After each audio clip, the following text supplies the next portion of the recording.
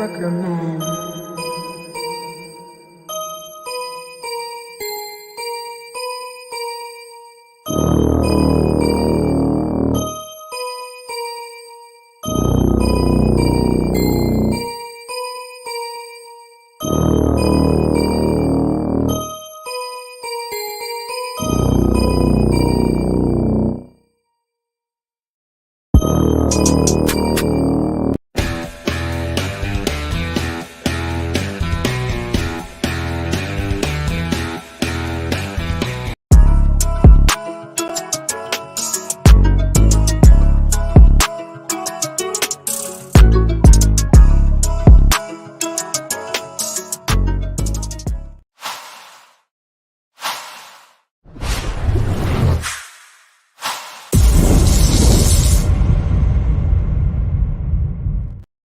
And we are live as we talk sports. Sean Webb, Real Takes Over Fake Debates. Sponsored by Swift Energy. Go to swiftenergy.gg. Get 20% off your order when you use code RTOFD. It is Monday. Sean, what is going on? How are you feeling? Man, I'm feeling good. I'm feeling like, like a dude who got in the fight and didn't throw no punches. I feel good. You feel good? Man. All good, man. How you doing, man? I'm doing pretty good. Sean, I know we just had the pre-show, but I literally just thought about it. Salute Hoop Jargon, because Hoop Jargon on the Instagram, that's why it took me a minute to start the stream and to set it up. Hoop Jargon covered college a lot, especially with the Colorado Buffs, especially with Jackson State. Shout out Hoop Jargon. Hoop Jargon will get you on soon too, brother. I'm gonna hit you up. I don't know, have you seen the NCAA 25 thing? I meant to add that to the show, but it's even better I got your raw opinion live. So EA is going to play the college players $600 to give them a free copy of the game. Do you like it or love it? And I'm going to tell you that I like it or love it. So, honest opinion. Did you like it? That players, but they gave him a contract where you can opt in. So you don't have to opt in if you don't want to. But if you do just have to opt in, they're going to give you $600 and a free copy of the game. Do you like it or do you love it? Or hate it? I mean, what's $600? When you in NIL, what's $600? So, I mean, I think it's really kind of a slap in the face, but also think it is. It's going to be a certain point where these college athletes are going to have to unionize, because if they were a union, potentially $600 they would get laughed at for that, right? So, yeah, I'm not a fan of it, but I do think we are slowly trending to the point where these college athletes are going to have to unionize. Yeah, no, Sean, this is the first time that I'm actually looking different. And I'm going to tell you why. I'm looking at it from a different perspective. This is the one time I can say money is not everything. Because of the NIL and players are already getting paid. If I'm a player like Travis Hunter, obviously it's players who are not getting paid before you get to that point. I understand the players not getting paid. But it's the opportunity of a lifetime to be put in a video game. I take the chance this time. Now, if this was 6, 7, 8 years ago when players wasn't getting paid, I would ask for more money. But now with players in a position to get paid, and the players who would benefit the most from being on the game, they're already getting paid. And then if I'm a player from a small school, how else could I get noticed? Oh, I'm a player from this school, because with a lot of guys who play NCAA that I know, they take over the small schools. You see the players there, they could give you the benefit of the doubt. They could put they can put the light on you to help you more. So I'm actually on the opposite side of this over there. I'm like, this situation is not about the money. I think every situation is not always about money. I think players could benefit more by being in the game than the $600. That's just me. Yeah, I mean, I would say this, and I think about it from just a couple of perspectives. The first perspective is it's not just about today; it's about the future, right? This is the first time they're doing this. If you're the first athletes to have this done, I think you have to double set with EA or any company who wants to utilize your name. So the $600 is $600 more than they would have gotten, again, to your point, 8, 9 years ago. But also we're in a let's just throw out a number. How many the game is coming back? How many copies of that game would you estimate they're going to sell? EA is going to sell. A lot. At least like 20, 30 million plus. 20, 30 million of the game. Because it's the most anticipated game in a long time. Right. And they're probably gonna charge at minimum $70 for that game. Yeah, but also we gotta also understand that they gotta pay the schools too. So it broke it down into percentages. Now, don't get me wrong, is they probably lowballed the number where they could have probably gave more, but you gotta also understand the process of making the game, and people they depend on like microtransactions now in gaming now. So yeah. It's a catch-22. It's a catch-22. I mean, we'll see where we'll see though. Yeah. Salute Nicholas Brown as always. Like to subscribe to. Yes, we almost at 3K. Get us 3K. Salute Tiffany. Salute Sturdy. Salute Lakers at 5. Hoop Jarg. Salute Hoop Jarg. He was just on the IG. Now he's on the YouTube. Salute Hoop Jarg. He said I was on 3-4 of them games. I take that 600 in a heartbeat. What for real? Hoop Jarg. What school you was at? And what game was you on? Was you talking about basketball and football? I need to know that. They always paid the schools. Yes. Now I think that's how the schools should break it off. I think they should give each school that's in there a big check, whatever, and they break off each player. Each one. What's going on, man? Man Down. Shout out Man Down Sports too. We got to get Man Down Sports on too. We need you on too, Man Down. He said you inbox me. Okay, I'm gonna check it. Okay, I'm gonna check it out to the show. I see it. Check out the show. But great show on Saturday. Appreciate it. Yes, if you don't want Heel Heat. We do the wrestling show early on Saturdays. But, Sean, let's go ahead and get to the show because we got an action-packed show today. It is going to be a great one. LeBron James. So I was scrolling down my gram, and allegedly, LeBron James was a 3-year max deal. Hold on, wait 1 second. 1 second before I go into this. I was on March Man 2003 Mellow cover at Stephen F. Austin State University. Oh, that's. But look, Sean, before we get to it, see how cool that'd be, though? It's like sometimes the money ain't worth it. Because if I was in the game, that's something you can talk about to your kids about. You load the game up, you ain't rocking with it, no? Yeah, no, I mean, listen, it's, That's cool to me. I can just, hey, look, kids, look at this game. I'm on the team right here. Yeah. Yeah, but okay. But LeBron James wants a 3-year max deal with the Lakers. And how I know it's a 3-year max deal, Sean, because he said he wants more money than what he got from his last contract. And his contract, I think his last contract was like 4, around that, 4, but whatever. LeBron James wants a 3-year max deal with the Lakers to continue. Now, are we gonna go deep and dab if it's Bronny? Does he want to keep playing? Does he even want to continue to win?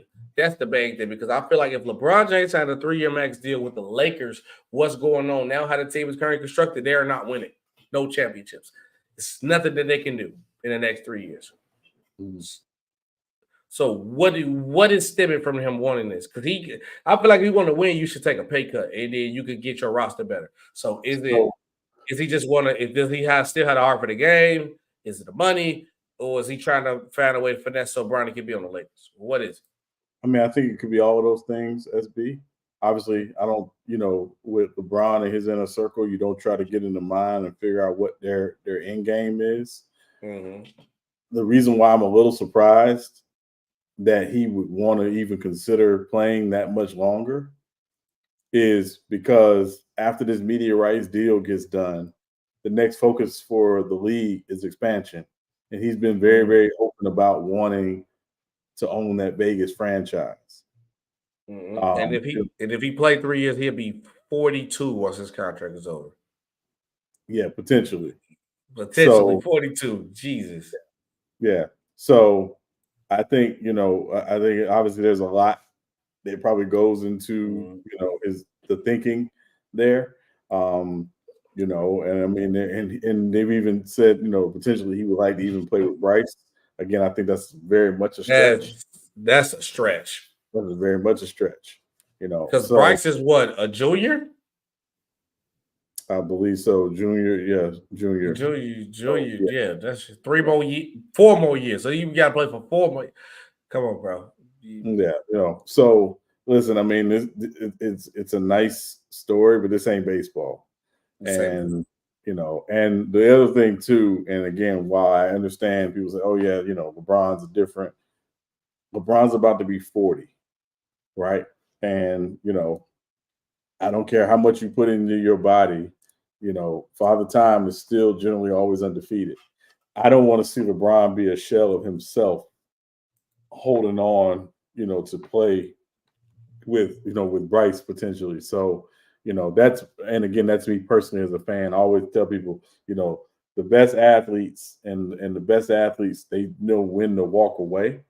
Mm-hmm. And often you walk away before your skills really start to decline, athletically or otherwise. So yeah, I don't want to see him do that, but And then LeBron got to think about this too. He's in the fight. He said Bryce is doable. He just got to take a huge step back. It's possible. I think Bryce would have been way better if he would have got sent to Notre Dame, but he got sent back to the old school, so he's back on the bench. He's gonna go somewhere and start and show his skills. But the problem is that with LeBron is that he's in the conversation for the GOAT debate with Jordan. And I feel like the one second he shows a shell of himself, they're just going to use that as a knock on him because they do the same thing with Jordan with the Wizard years. And I think for the benefit of LeBron, I don't think there's no purpose of doing that. Now, if you compete for a championship and you're shelling yourself, I'm rocking with it. I don't really see the purpose because I just think this is just a move for Bronny to secure Bronny. But if now if you are on a 3-year deal, right, and Bronny come out next year, you already secure with the Lakers.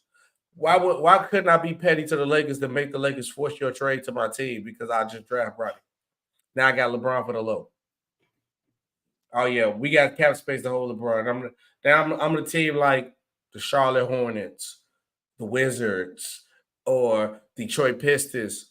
Where I'm not trying to win, but I need to sell tickets. What's the best way to sell tickets? Bronny and Bron on my team.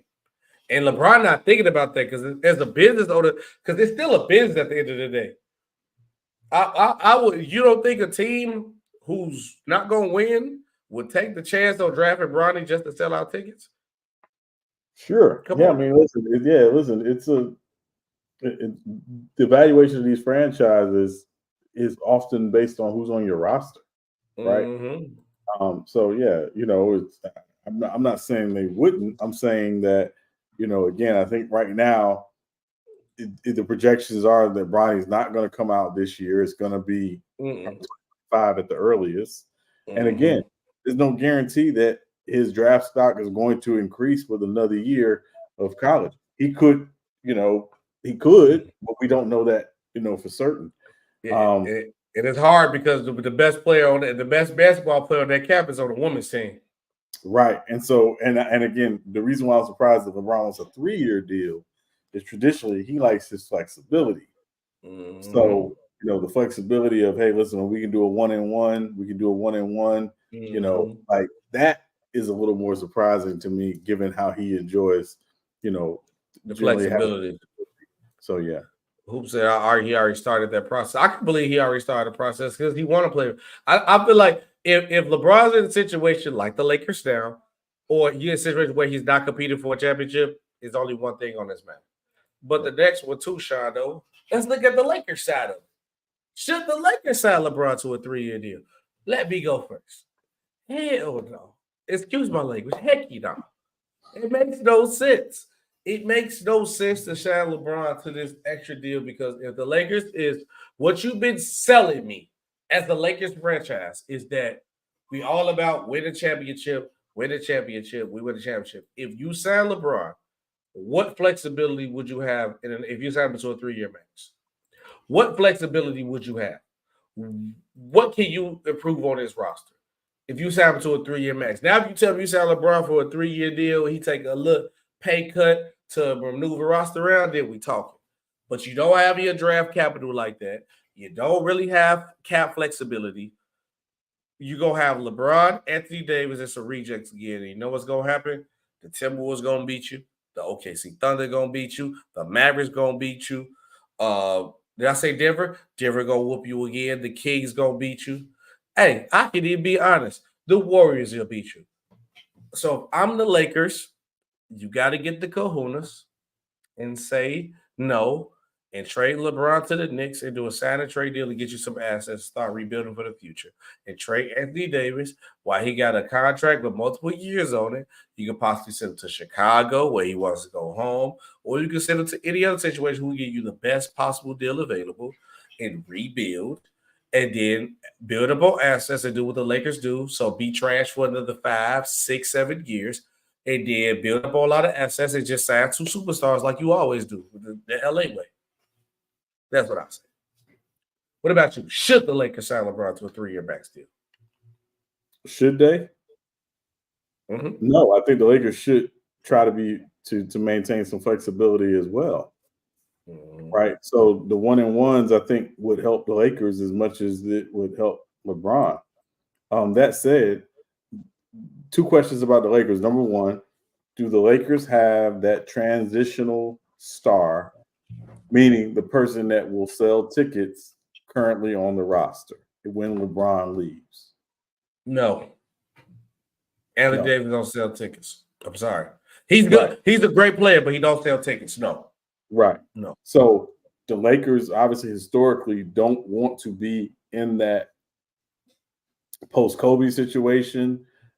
They don't want to be in that post-Magic situation where they don't have a box office guy that they can stink and people will still pay to come see. Right? Because Magic left in what year? What was the Magic like? 91. And Shaq came in what? 90 what? 8? 96. From 91 to 96, tell me what the Lakers was. Nobody even fucking remember. I mean, nobody freaking remember. Excuse my language. Nobody remember. Yeah. They were, but the crazy part was they were collecting some really good young players, right? They had a young Nick Van Exel. They had a young Eddie Jones. Like, they were collecting some talent, but they didn't have that box office superstar that you need in LA to be relevant, right? So I think, that would be the Lakers' motivation is LeBron could be 50 and he gonna sell out. He gonna sell out. Because people are gonna be like, I'm going to see 50-year-old LeBron play.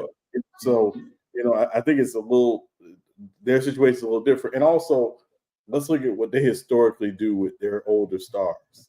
They don't let them go, right? No. They tried to trade Kareem twice in the early 80s. Once to get Moses Malone, and then once again, allegedly, to try to get Michael Ray Richardson from the Knicks and the first pick in the draft. They had the first pick in the draft in 82. They had the first pick in the draft in 82. Sampson would have left Virginia early to enter the draft to play for the Lakers. So, but they obviously none of those deals happened, and they continued to win championships in the 80s with Kareem being a big part of it. Which was smart in the long run. You got more championship. Right. So their tradition is they don't get rid of aging stars, right? We know why they got rid of Shaq because Kobe said he got to. So Kobe didn't say he had to go. Well, Kobe just said it's me and hell. It's me and hell. That's telling them somebody got to go. Like that's it. Wu had a quick question. He said, "Has LeBron part of his career been with the Lakers been a disappointment?" I say no because he won. It only looked bad to me. I mean, it only looked bad to Lakers fans because they are so spoiled and they win so many championships. Winning one is not enough. You have to win multiple. But realistically speaking, no. To Lakers fans, yes. That's my answer to that. What about you, Sean? Yeah, no, I mean, it's his Lakers career compares to Wilt Chamberlain in a Lakers uniform. And is it an all-time great? No, but you won, and that's all that matters to most fans outside of Lakers nation. Yeah, Hoop Jargon said, because Hoop Jargon from LA, he would say the Lakers are going to sell out regardless. I went to the Clippers game last night with all those guys, and they still can't sell out crypto. I mean, you say that now, but with the tail end of Kobe, remember when y'all was trash, y'all still had Kobe. Kobe was selling out tickets. If you he wasn't playing half those games. And he wasn't playing half those games, but there was just the hope that Kobe was there.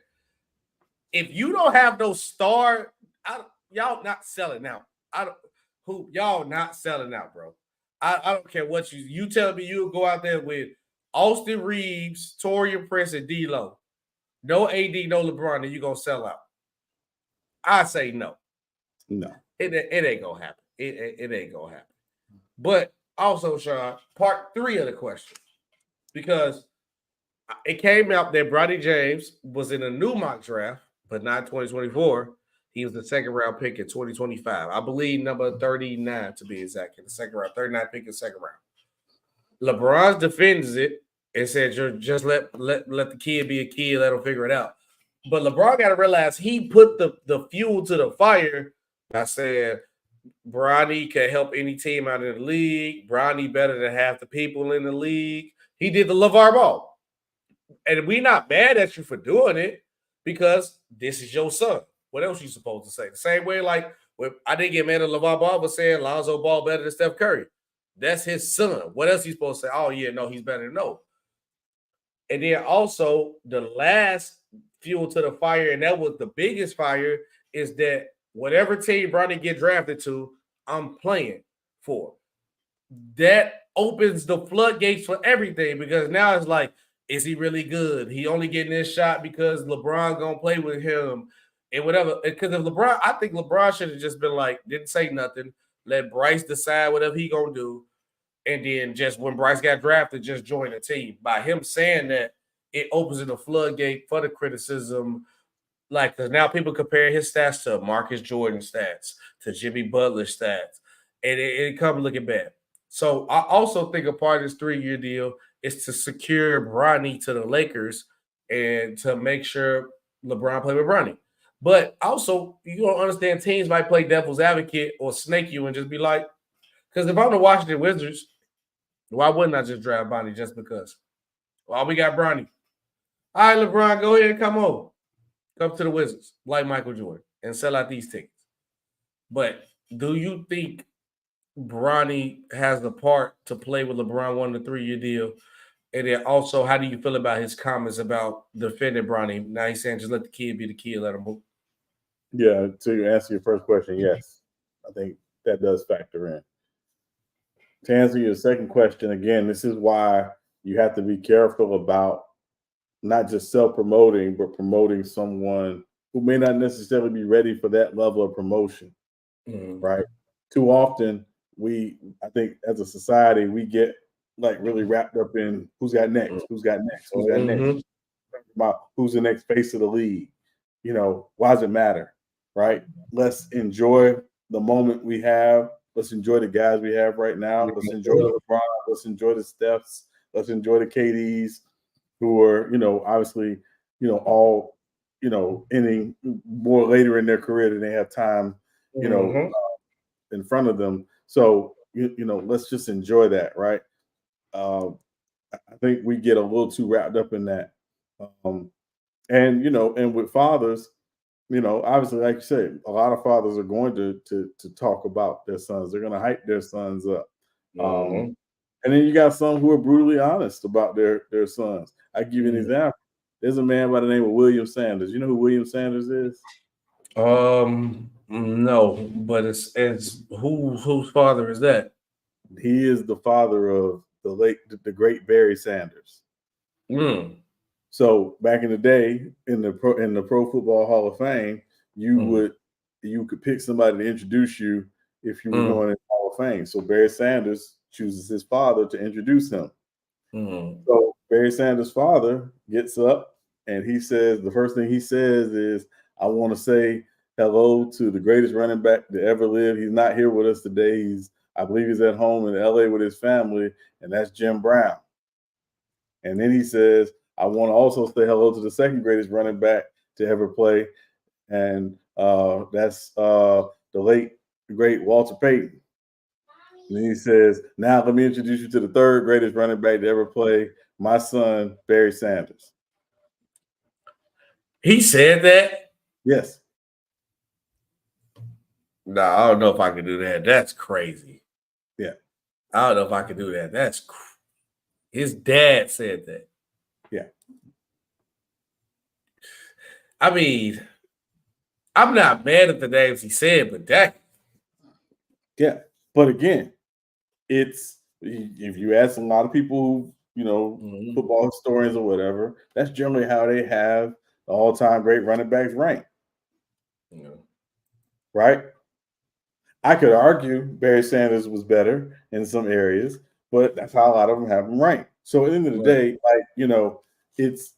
let's just be honest about what these young men are, right? They're not finished products. We're projecting, right?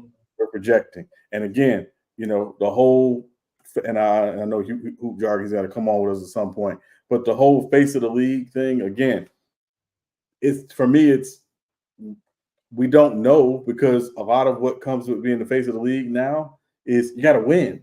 You got to win, yeah. Winning matters. Right? The majority of the guys they're talking about as the potential face of the league ain't won nothing. Some of them haven't even had a deep playoff run yet. So, that's what I'm saying. Just enjoy the moment, y'all. It's okay. Enjoy the moment. Don't let sports media drive that. Oh, and also, Sean, one thing about who I'm gonna prepare you for. But obviously, look at this comment and tell me can you tell who his favorite team is? Okay, now you done went too goddamn far. Okay, now you was okay over here, and then you took it way over here. Yeah, okay, yeah, my boy Hooper Cowboys fan. Obviously, because Emmett at third is crazy. I don't think Emmett top 5. First of all, I don't football, but let me just be very clear. Emmett is not even the greatest Cowboys running back of all time. Right? Oh, look, now we talking. Now we talking. You can just say the name. Who the number one Cowboys running back of all time? Tony Dorsett. Hey, look, I ain't mad at it. Yeah, Emmett great, but Tony Dorsett. I ain't mad at it. Oh, Emmett might not be top 10. And I will be honest with you. I don't. Hey, we might argue. I don't have Emmett top 10. I have Emmett. I have a limit. I have an Emmett 11 to 15. He said you're gonna say Dorsett. Yeah. Yeah. And A30 said Sanders that too. And he said he ain't mad at it. Okay, look, I respect it. He said I ain't mad at it either. I ain't mad at it. He was that dude. No, Dorsett was that deal. Dorsett was that deal. I ain't gonna lie, I ain't mad at it, but you could definitely argue, because I'm gonna keep it honest. Is Emmitt Smith better than LaDainian Tomlinson? No. Is Emmitt Smith better than Adrian Peterson? I could argue why Peterson is better, but I would take Peterson slightly. I'll just take the guys I would take over him just right off. Marshall Faulk. I know. I'm going to say Marshall Faulk is my next answer. Marshall Faulk. Marshall Faulk, Earl Campbell. I agree. Yeah. Gale Sayers. Mm-hmm. Yeah. So, and O.J. Simpson, of course. Yeah, you high on OJ. No. OJ was the best running back of the 70s, right? Yeah. He's the best. Yeah. I could argue Peterson over Barry. I'm not mad at that. No, you couldn't. I'm with that one. I'm with that one. Hey, look, I'm with that one. And I'll tell you the reason why. The fumbles. Adrian Peterson fumbling the football is why I dropped him down. Okay. Yeah, the fumbles hurt him. But anyway. We gonna have that great running. Who were you on? We gonna have that greatest running back conversation. We gonna have, because I'm already gonna make the case of LT being the greatest, because I feel like he put up the numbers, MVP, most versatile. Only thing LT didn't do was win a Super Bowl. Most versatile. Ain't no back all around better than LaDainian Thompson. You can't argue me on that one, Sean. Who? No. It'd be Walter Payton. Walter's the only person I put ahead of him. Yeah. That's it. It'd be Walter Payton. Yeah. Walter Payton. Okay. Draymond Green, sticking to basketball news. We're gonna definitely get into some running back news, because there's a lot of running backs available in the market. Stay tuned. We got like three more stories that we got to talk about Cam Newton too before we get to the running back market and what is the perfect fit for the running back. So make sure you guys stay tuned and keep locking in the show, because I want to know what you guys think. I give you 2 names that's available, and we're gonna go on the rest. Saquon Barkley is available and Derrick Henry is available. What's the perfect fit for those guys? But Draymond Green tries to school Anthony Edwards on his effort at the All-Star game, because He will one day be the face of the league. Sean, how do you feel about that? Is it true to scrutinize Anthony Edwards for his effort because he's going to be the face of the league? Which Anthony Edwards has a high possibility to be the guy once like the Currys, Durant's, LeBrons are gone. I mean, first of all, again, I don't think you put the all-star effort on one guy. There were 24 guys in the game. There were 24 guys who didn't show a great deal of effort, right? Mm-hmm. So I don't think you put it all on one guy. I understand Draymond is, again, looking at Anthony Edwards because of his style of game and, the fact that he's got a lot of charisma and, and again, he's a budding star, off the court as well, obviously doing the Hustle movie and all that stuff. Mm-hmm. That why he would say something to him, but I don't think you put it all on one guy. I think it's a team. There were 24 guys there, 24 of the best players in the league who just did not show up and show effort. Even at the behest of Larry Bird and Dr. J and Andre Iguodala and other legends who were there, who said to them that day, please go out and play hard and show effort. They went down one end out the other, dog. They did not listen. Yeah. So at the end of the day, They did not listen. Yes, I don't think it matters. Yeah, not even to prolong on this topic. I 100% agree with you. You can't put it on one guy just because you believe he's going to be the face of the league. Because even if we done all hooped in the gym before, and we done had games where it's like maybe it's the late end of the run. A lot of people tired. It might be that one fresh body on the court, and he might be playing hard, but everybody else playing lazy. One person ain't gonna change the dynamic of how the basketball look, how basketball look and how it's played. So Anthony Edwards out there playing hard. He's just gonna look like one dude, like he's overtrained. Everybody else gonna look lazy. And you know who he's gonna look like? Karl Anthony Towns, because Karl Anthony Towns had 50 off the bench. You don't think he wasn't trying? Nobody remembers that. That's what it is. That's I 100% agree. On to the next one. The Clippers undergo full logo and jersey rebrand because obviously they're moving out finally out the Staples Center. I'm not gonna call it the crypto arena. It's always gonna be Staples to me, but they're moving out, getting their own arena. So they're gonna rebrand themselves to like the San Diego Clippers style. You see, they got the little boat, the jerseys. Did you like it? Anybody in chat, y'all could just go look it up. But did you like the rebranding of it? I like it. Yeah. I'm a San Diego guy. I rock with all the San Diego teams. But yeah, I mean, listen, I mean, it's cool. They're trying to forge, a new identity going into the Intuit Dome, or whatever. And I mean, if we're being honest, they are the better, basketball team in LA right now. Yes. And ultimately they gotta, continue to forge their own identity, but I don't think they'll do that until they win something seriously. And that's it, and let me ask you something just real quick. Like every time a team moves into a new arena, we always say this is the house so-and-so built. Who built the new Clippers arena? Steve Ballmer. Yeah, no, I mean, like, what player? What I'm saying, like, we say this is the house that this player built. Like, Kawhi might have painted a wall, but when you don't play in games, you ain't build no house. Until they win, they can't. They ain't nobody build nothing. The house don't get the building could be there, but it don't get the name of the house till you win. I'm sorry, because they even tried to do that when the Warriors moved into the new stadium and KD helped build it. Steph won in the new building. That's the house that Steph built. When the Madhouse on Madison got built, Jordan built it.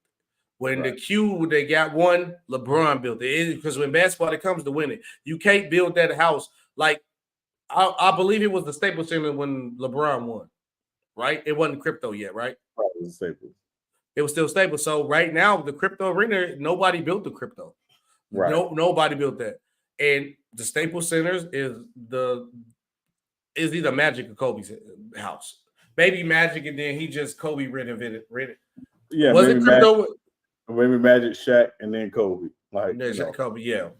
So yeah, that's how it is. But so until they win, it's nobody's house.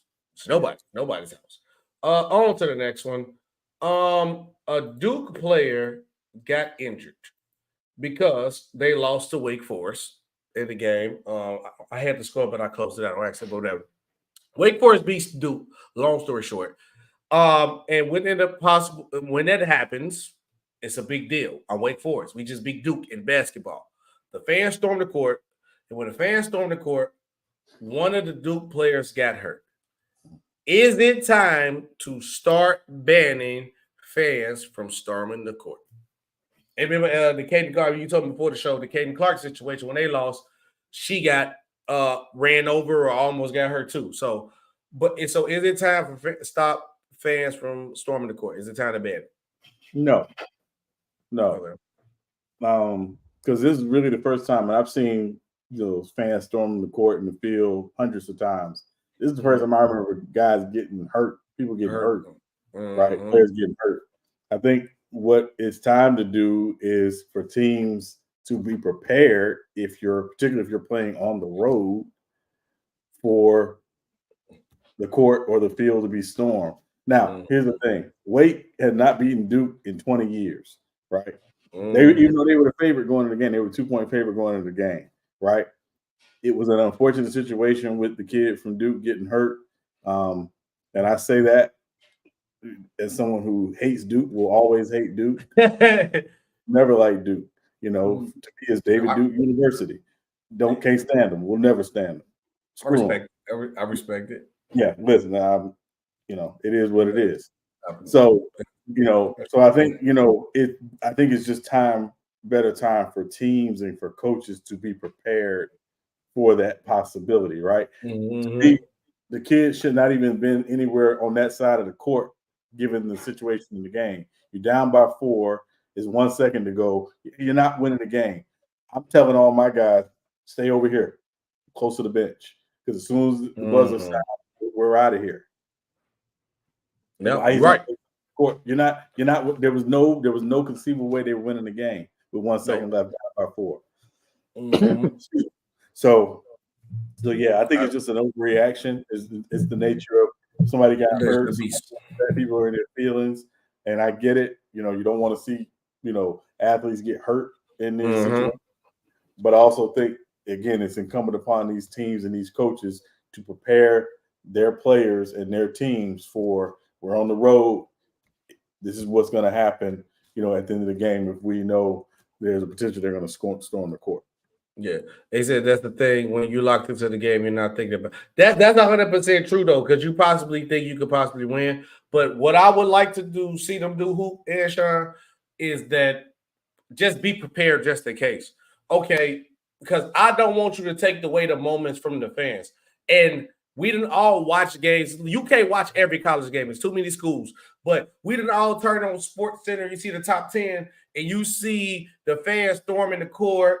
Because it's different from seeing like an upset victory, but seeing the upset victory with the team storming the court always hit different. Now I got to watch what happened. I missed the game. What the highlights going in the game? If you ain't doing it later at night, you might rewatch the whole game, or you just might rewatch the highlights. So for me, I think it's like this. If you feel like the game getting close enough where you could win, start getting security, barricade the lines with the students, barricade the lines, put something out there. Let the visiting team leave the court. Boom, get up out of here. Y'all ain't got to shake hands. Get up out of here. Y'all lost cool. As soon as the visiting team is going back to the locker room, let the lines go, let everybody storm the court, and everybody happy. That's the only way you can easily fix it. And that's an easy fix. Everybody can be happy. Nobody complain that they hurt, because also he did get hurt. But, people be salty when they lose, especially when you lose to a team you ain't lose to in 20 years. The complaints going to come. I'm mad I just lost the Wake Forest. It's going to come in like that. And let me say, because I want to respond to what Hoop Jagger is saying, I'm not saying you prepare for it during the game. I'm saying it's something you prepare for long before you get to that point, right? Just make it a possibility that it can happen. Right. You know what I mean? So in my mind is, again, what do you do to protect your players? You make sure they understand, in case we're in this scenario, and again, you're not talking about that during the game, because during the game, you're trying to win the game. You're talking about the things you prepare them for well in advance of even the season when you're doing team meetings. Here's what we're going to do, right? I work in scenarios where, we have to do drills, right? You do a fire drill. You don't wait for there to be a fire to do the fire drill. You do a fire No. drill, there's no fire. Yeah. Right? And then look, So, shout out my boy Lamont too. Shout out FYF. Football season over, so we can finally get Lamont on too, because LeBron ain't gonna talk about football. He said that kills the purpose of storming the court. It's 2 seconds, Lamont. It take you 2 seconds to walk. You are a coach. How long does it take you to leave the building after you get blew out by 30, Lamont? It takes 2 seconds to walk off the court. 2 seconds won't hurt the clip because we done all edit clips before. You can easily, when ESPN chop it up, they can easily wait to let them storm the court, chop it up the part as soon as they say they won, and chop it to the fans storm the court. It's simple math. It's simple math. He said, play their coaches will just call a timeout at the end of the game, tell their guys to just head straight back. You can see the students lining up a mile away. Yeah, that's why I said just make security, just build a line, make them wait. Hoop Jargon said, bro, I feel you, but all the things you prep for, you have to get a role to a GA or something, as the coaches generally worry about the X and O's. Not fair. I think for me, Sean, it's the job of the guys who's the security of the arena. That's whose job it should be. And you as the owner of whatever arena you in, hey, this, like you said, it's like a fire drill. Just prepare if we get a win over this big school. Oh, we got Duke coming to town. It's Wake Forest.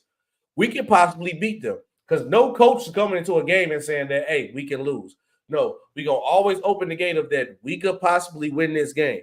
So this is the drill. If we beat Duke, the fans are going to go crazy. Let's practice the drill. All you gotta do is get the line tape the same way like the Spurs did when they thought they was gonna beat the Heat. Just get a look line tape. Tell the students chill for 2 seconds once, and then you let everybody understand in the beginning of the show. Or be, hey fans, thank you. Welcome to the game. Welcome to Wake Forest. If Wake Forest win, if you fans want to storm the court rules. They give you rules in regular. I didn't work at arenas where I didn't work as the behind the scenes crew. They tell you stuff in the beginning of the game, like, hey, this is the rules of this. Hey, if you want to storm the court, let the visiting team leave off the court first, and then you can storm the court. It will happen, or you know what I'm saying. You can tell people pay fines or something. It's a way around. It's always a way. Who just said that? I think it can happen. I think that can happen. But on to the gridiron. Speaking of youth, I don't know if you got a chance to see Cam Newton video. I think you said you did see it. So Cam Newton did his youth camp like he always do. He got jumped on by 7 guys. They did prevail because Cam Newton is, what you tell me, 6'5", 250, 6'6", 250. He's not a small dude. I ain't never seen a guy who didn't lose a battle with him get jumped on and he didn't throw a punch, which is crazy. He didn't throw one punch and did not lose. 2 things why I have a problem with Sean, and I'm going to hear for the quick out. For the youth side first, because I got a problem on Cam's side too. For the youth side, right? For the youth, you have a chance to be a sponge to a guy who been to where you want to be at. Because if you're at these youth camps, at least 90% of you guys want to play for the NFL. You choose to not listen to what this guy has to say. Former MVP. He went to Florida, went to JUCO, went to Auburn, had one of the greatest college seasons ever. Won a championship too. Then goes to the NFL, goes to the Carolina Panthers, who the Carolina Panthers has not been nothing since Cameron Newton left. Won the MVP and go to the Super Bowl. He has done everything each one of you guys could possibly do. If you one of those top recruits, he went to the big school. If you one of those underground guys who want to build your way up, he built his way up. He has everything that you want and need to hear, but you choose to want to fight him, choose to want to disrespect him, and that's bad for them.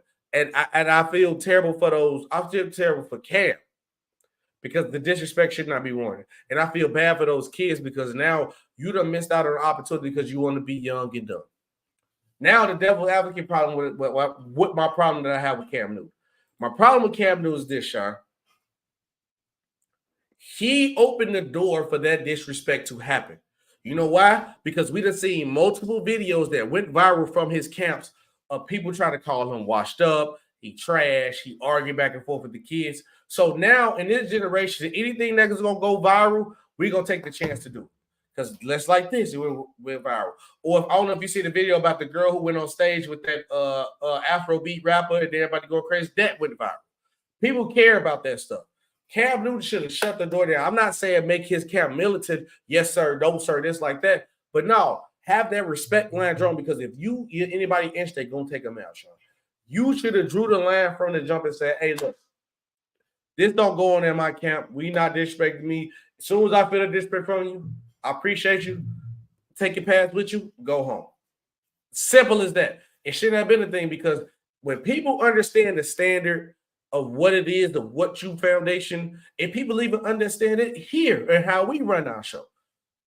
Ain't no, even though I did a bad job with me earlier cursing this show, ain't no cursing on this show, ain't no over talking to each other. We're gonna hear each other points. It's because we set a standard. So when everybody guests that we have a guest that come on our show, they understand that it's not gonna be one of those shows where it's 10, 12 of us, we finna be arguing back and forth like we in the barbershop or in the back of the alley arguing. No, it's a standard that you got to set. It's a precedent that you have to set. And I feel like Cam Newton failed himself by not setting that standard in his camp. He made it seem like it was cool to disrespect him. He made it seem like it was cool to argue and call him. How you gonna call a former MVP washed up? You ain't even played. You ain't even done nothing yet. You still in high school. You still in college. Like you ain't done nothing yet. And you try to call a former MVP wash up? You can argue that Cam Newton had one of the greatest college seasons ever at quarterback, and you choose to disrespect this man. And that's one thing I blame him. That's what I blame him. Yeah, I mean, I agree with you, SB, on all your points. I think two things to consider. Number one, the way people are beholden now to act like they don't have any sense. When and I'm gonna say this, and I don't know if you ever heard this growing up. It wasn't something that my mother said a lot because she didn't really have to, but whenever we went somewhere, it was act like you've been somewhere before. Mm-hmm. If I started to get out of pocket, act like you got some sense. Mm-hmm. If I was getting way out of pocket, act like I won't knock you out in this store. Mm-hmm. So I think what's happened is we got a bunch of people who go out in public and interact with folks who just frankly don't know how to act.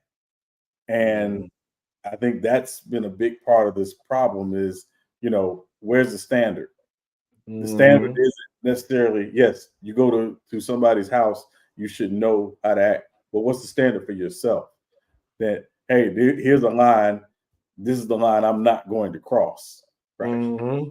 To your point about Cam, right? I think a lot of it is, oftentimes when people come at you and say, yeah, you're washed up or you this or you that, at the end of the day, no words they say to you are going to affect your bank account. Your actions may affect your bank account, but no words are going to affect your bank account. I don't care what you say to me. I don't care what you say to me. It ain't what you call, it's what you answer to.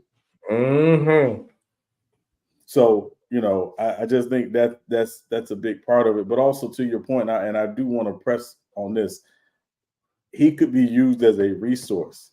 He is out. He could be one of those people who be like, no, I ain't doing nothing for them. F them. He could be like that. No, he don't have to do what he's doing. He doesn't have to do it. It's something he wants to do, right? And that he saw value in doing. Whether he'll continue it after yesterday remains to be seen. But he doesn't have to do it. None of these guys have to do anything. Think about if you would stand out at Cam Newton camp. You don't think he might put the word in for you at a college? You don't think he might put the word into you to help you get pushed? Because that's what people don't understand. That it's a lot of great players everywhere. And I've seen great players even in the city of Chicago who are better than players who get noticed, but they go to places to get those connects. That still matters. Right. And also, and I don't want to spend a lot of time on this because I know we got to move on. I think this shows me that we don't value mentorship like we don't. Right. A certain group thinks they've arrived because they got all these followers on social media and their videos get all these views on social media. But there's a level, to your point, that you haven't gotten to yet, that you get an opportunity to tap into that resource, and that resource says, hey, you know what? Let's connect. Reach out to me if you ever need anything, whatever. Talk that talk, man. They rock with you and they're not just rocking with you because of your talent. They rocking with you because of the kind of person they think you are, or they see in you. And I think that's the part that we're losing. And I say this in particular as a Black man, it feels like we're losing this in the Black community, and that is what bothers me more than anything. Right? I don't. When I go out of the house, I don't just represent for Sean and Webb, right? I represent for my mom, right? I'm a grown man. I've been grown for a long time. But how I act still reflects on her, and I'm a grown man, sir. right? How I act reflects on my son. If I were married, how I act reflects on my wife. How I act reflects on the people that are around me. So it's so much bigger than an individual.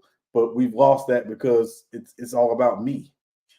It's the team of me, and I think that's where we've gotten lost. And I hope we can find our way back to it in general. But let's see. I respect preacher. You're a preacher, brother. You're preaching on that one. You preaching on. Hey, once again, you preaching on that one, brother.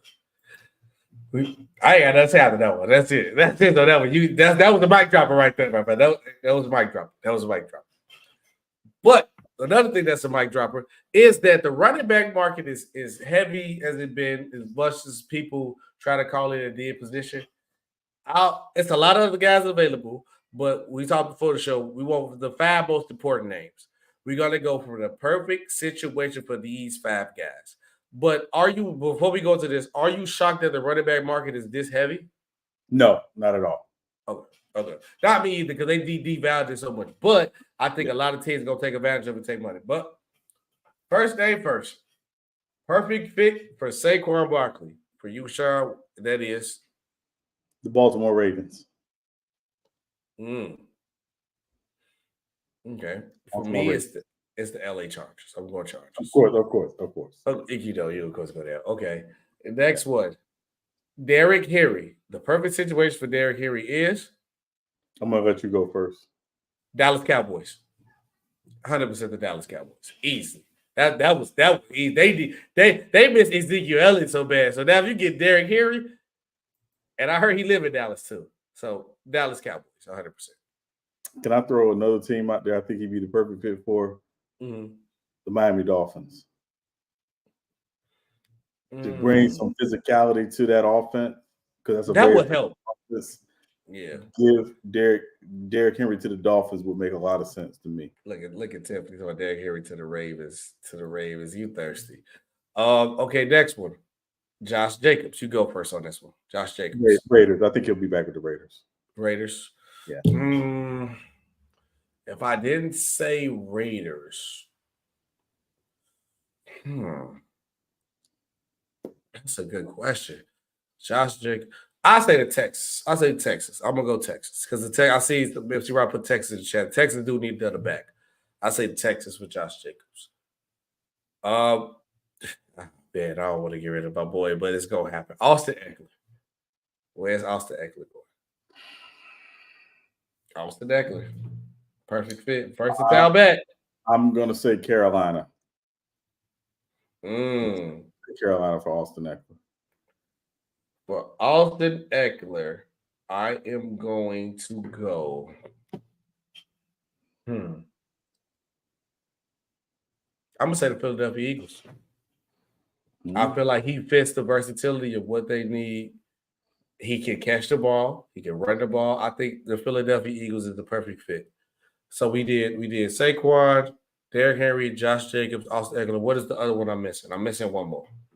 We had, what was the 5th one that we said? Look, it wasn't Swift. It wasn't Henry. It wasn't Tony Pollard. Perfect fit for Tony Pollard. I say back in Dallas, baby. Back to Dallas. CFL. Don't matter. CFL. Okay. The last question. Out of all the teams we said, and who will make the biggest impact for you on the team they go to? I think it's Saquon. I mean, I think Saquon's ability as a runner, as a receiver, again, just when he walks in the room, he's a different dude. He's gonna look And nice in the Chargers jersey, man. It's gonna be crazy. yeah. No, MC Robinson, I'm not playing nice. I think Tony Pollard is overrated. That's it. Simple as that. Yeah. I mean, he got exposed last year. I ain't gonna lie. He kind of did. He's He overrated. got exposed last year. Last year. He's overrated. I mean, a lot of Cowboys running backs are overrated. You know, when you get behind one of the best lines all the time when you play, how hard is it? You just got to run at this point.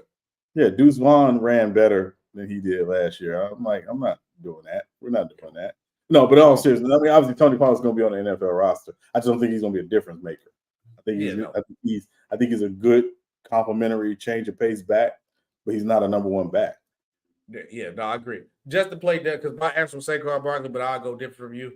Depending on what situation he goes into, I say Derrick Henry too. I think Derrick Henry got at least one more of those elite Derrick Henry is if he goes to the right situation, especially behind the Dallas Cowboys.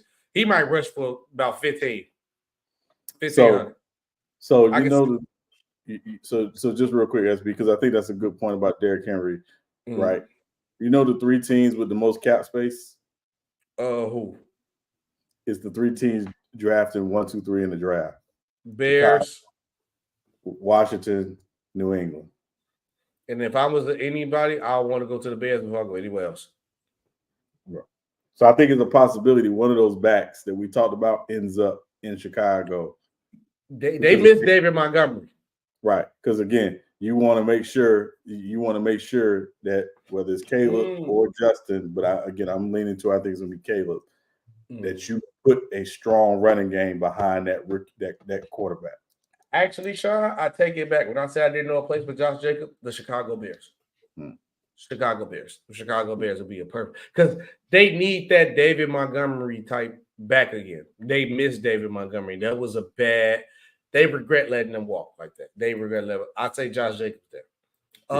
Another quick one. T. Higgins gets hit with a franchise tag with the Cincinnati Bengals. I like this, but you got to make sure you pay the kid at some point. But I think with a lot of receivers in this draft and then the Bengals being money tight, maybe I would have probably let T go and just drafted one of those other guys in the draft. But I understand why you want to keep him. But now you got Chase on the high contract. I think Chase got his money. Now you're going to have Higgins. Well, they haven't paid Chase yet. But Chase coming up there. So Chase going to come up too. He's eligible this offseason to be. I might have to let T walk. I might let T walk, get a cheaper guy, and let T get somebody or get another rookie in this draft. Because Sean, I stand on my money statement that I said that when the Cincinnati Bengals come back, they win the division next year. I stand on it. Yeah, they're not winning the division, but no, they're going to be better. They should be better, but no. I think again, they built their team around Joe Burrow and their ability to throw the football. Obviously, Jamar Chase is a big part of that, but T. Higgins is as big a part of that as Jamar Chase. So I think to your point, yeah, they got to try to extend him. I don't know if they will be able to because I think he's going to want top 10 receiver money easily. So you're talking about somewhere in that 4 to 5 year, $100 to $125 million range. It ain't worth it easily. So but we'll see what happens. When I say it ain't worth it, guys, too, I'm not saying T. Higgins not worth that money. I'm saying if you got a choice between him and Jamar Chase, you got to keep Jamar Chase. You got to let T walk. I think they pay both guys, right? I think we've seen scenarios where teams have paid both receivers, right? Tampa Bay had paid Mike Evans, then they paid Chris Godwin, right? Like I think you can do it. I think you can do it. I think the key is how is the rest of the roster structured? Because again, to me, Cincinnati's problem is not weapons. Their problem is their ability to protect Joe Burrow. And that's what I'm saying. That money that you try to give T, put it on the line, and you could get another receiver. Now, is he going day one be as good as T. Higgins? No, but you can probably maybe find a cheaper version of T. Higgins, like a Mike Williams or one of the guys in the draft. Because you, at some point, you got to put your money toward the offensive line. You got to protect. Because if Joe Burrow is protected, he's nice. He's nice. So that's why sometimes you got to make that sacrifice. And T. Higgins might be that sacrifice. Yeah. The NFL could adopt the XFL kickoff rules. From what I was reading, was that if it's a touchback, you go to the 35-yard line. I kind of don't like that one, and I think they kicking off from the opposite. Was it the they kick off from the 30. Lines up at the 30, and they kick off, and the opposing team lines up at the opponent's 35. The kicker and the returner are the only players who can move until the ball is fielded, and touchbacks are placed at the 35-yard line. So the rationale for this, SB, is they want to try to encourage more kickoff returns. One of the reasons why they took them out of the game was because they were so concerned. Let me rephrase. They were acting concerned, and I use air quotes, about impact collisions and obviously concussions.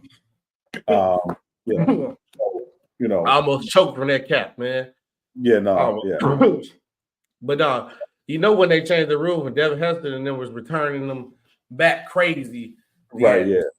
Devin Hester, Jacoby Jones running them back, running them kick returns back. They took it away from the game. They changed the game. Yeah. So I think it's do I think it's going to happen? I think it's a strong possibility.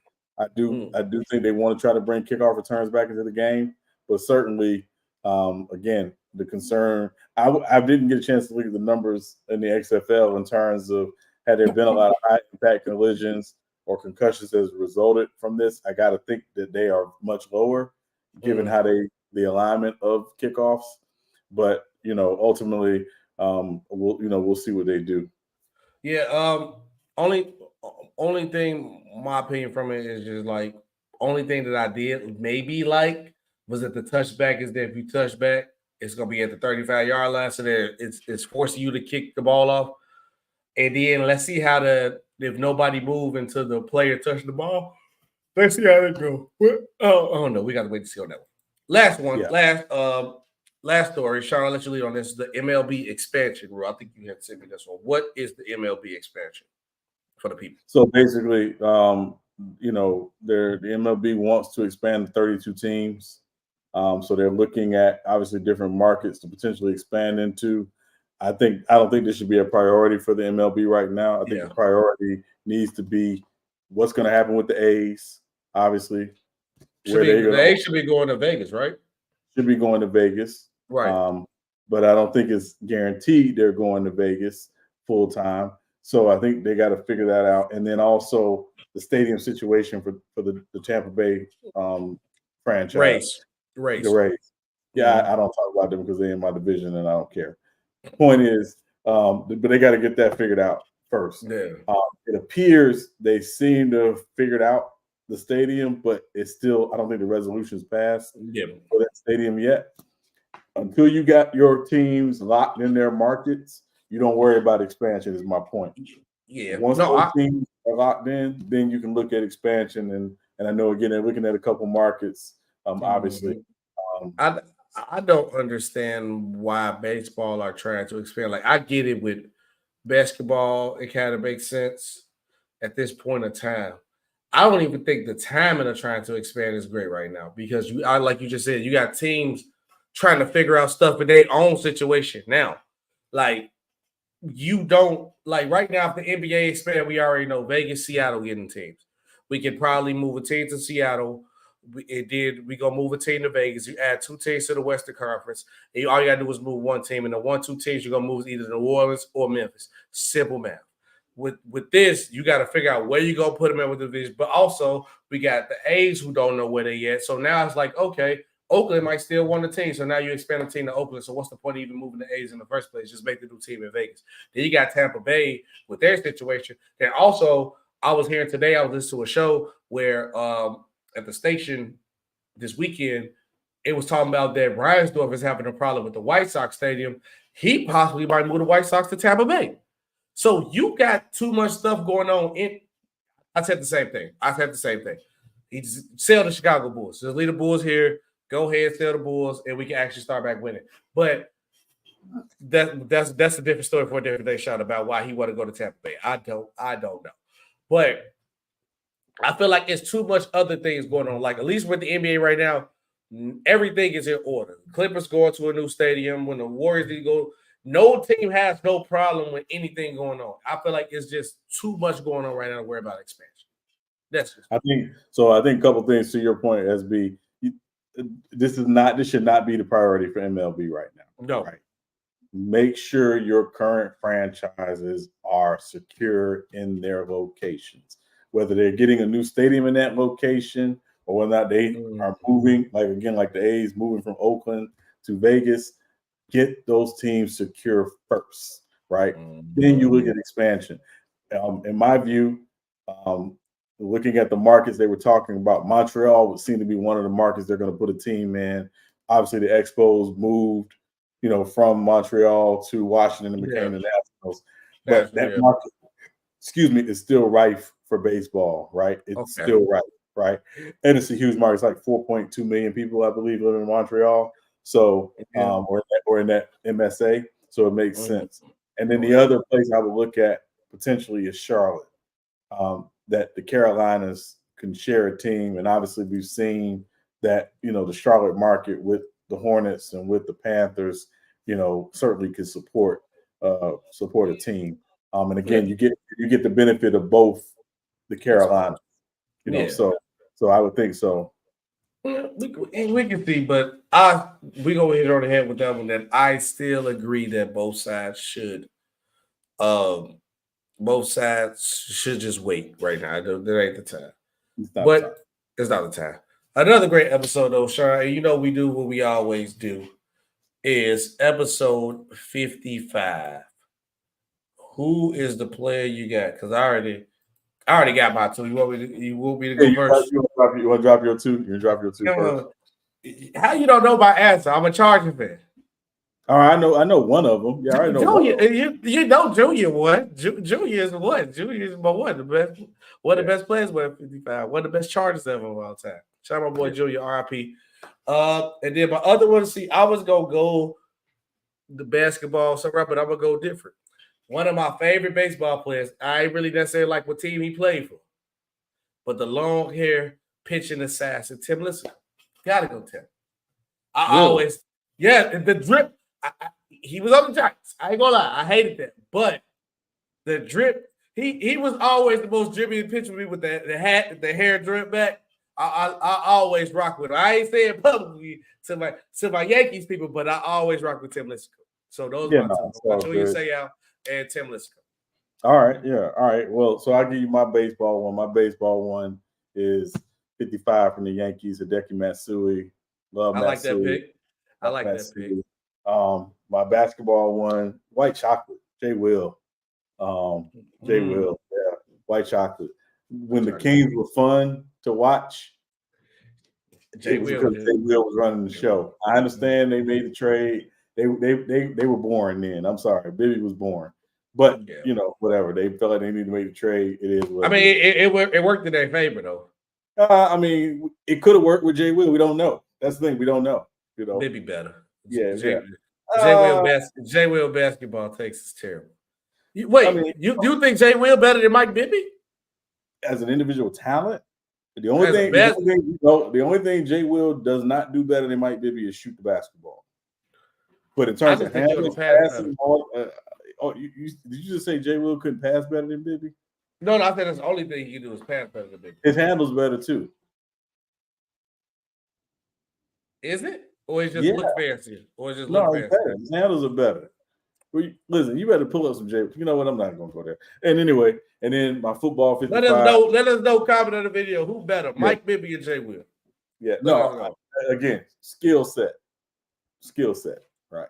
Did they go to the Western Conference Finals with Jay Will? No, they got the second round. But it don't. But hold on. Is it possible that one of the reasons why they got to the Western Conference Finals was because that team was getting better? Like, They got better with me. No, but hold on.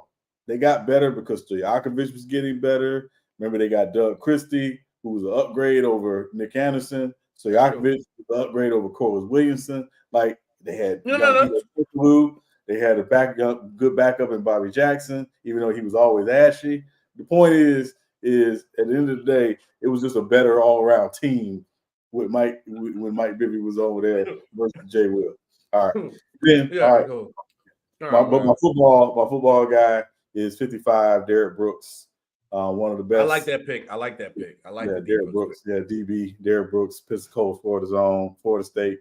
And Mr. Derrick Brooks. So yeah. I like that, man. Yeah. Another great show, guys. Appreciate you guys locking in with us. Appreciate who we gonna get Hoop on. We're gonna get Lamont on too. Appreciate you guys locking in with us. It was another great episode of Real Takes Over Fake Debates. Can't wait to see you guys on Friday. We'll be back at it again. Make sure you guys look out for the RTOD clips that I'm gonna be clipping up. Also, check out the shorts. The shorts been going crazy. Check out the shorts. Make sure you guys share it to a friend. Like, hey man, check out this podcast. These two guys, these two brothers, be going in. But SB Talk Sports, Sean Webb, Real Takes Over Fake Debates, sponsored by Swift Energy, and we are out of here.